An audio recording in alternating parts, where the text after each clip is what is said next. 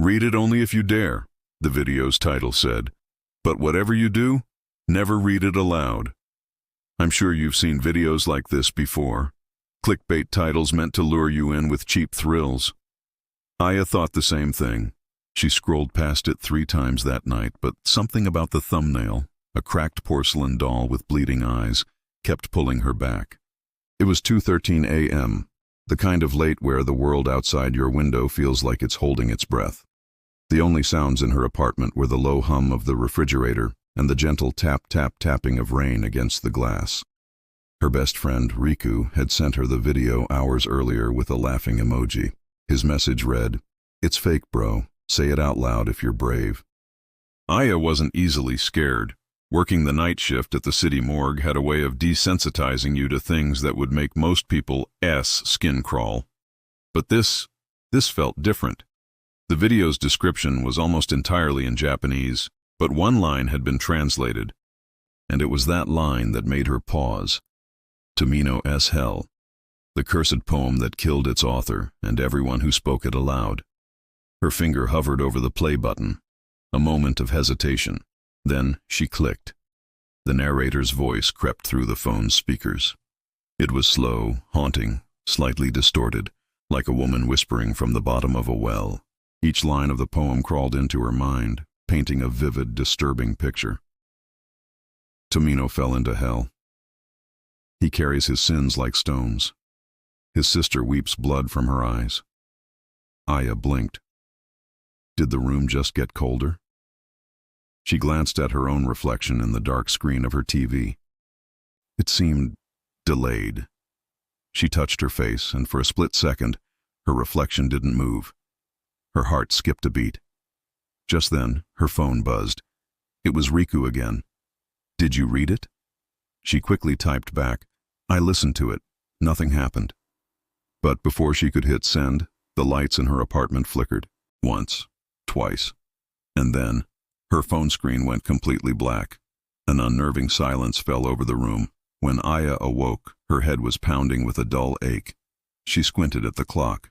3:09 a.m., the witching hour. The air felt heavy, thick, almost like she could feel it pressing against her skin. Then, out of the corner of her eye, she saw movement. A shadow in the corner of her room, pulsing, almost as if it were breathing. She turned to look at her reflection in the TV again. This time, it was smiling at her, a wide, unnerving grin that didn't belong on her face. Her blood ran cold. She backed away slowly, her heart hammering against her ribs like a trapped bird. With a sudden hiss, the TV turned itself on. The screen filled with static, a blizzard of black and white, and then the video started playing again. The same one. The thumbnail of the cracked doll. But this time was different. The voice reading the poem wasn't the woman from the well. It was her own voice. Tomino fell into hell. His sister wept for him. The words, spoken in her own tone, echoed in the silent apartment. Aya's breath caught in her throat. She stumbled backward, crashing into a small table, sending a lamp clattering to the floor. The static from the TV grew louder, twisting and morphing until it sounded like 1,000 screams trapped just behind the glass. And then she saw him. Standing in the middle of her living room was a child. He couldn't have been more than 10 years old. His skin was unnaturally pale, his eyes 2 pools of endless black ink. In his small hand he clutched a torn piece of paper, its edges stained with something dark and red, like old blood. He tilted his head, his mouth twitching into a smile that was far too wide for his face. His voice was a whisper, but it cut through the static like a razor.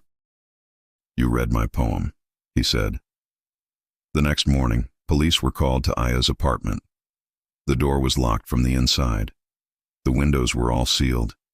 There was no sign of forced entry, no sign of a struggle, and there was no sign of Aya.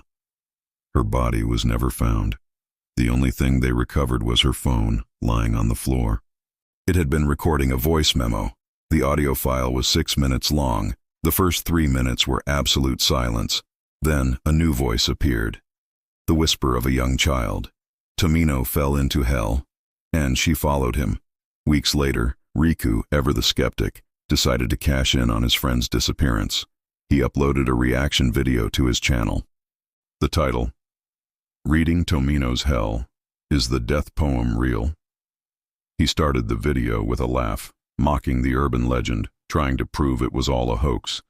He laughed his way through the first half of the poem. But as the video neared its end, his smile froze. His expression went blank. His pupils dilated until his eyes were almost completely black. A single trickle of blood ran from his nose. The camera tumbled from his hands, falling to the floor, now pointing at the ceiling. And from somewhere just off screen, a young boy's voice whispered, soft, cold, and certain, "Welcome to Tomino's hell."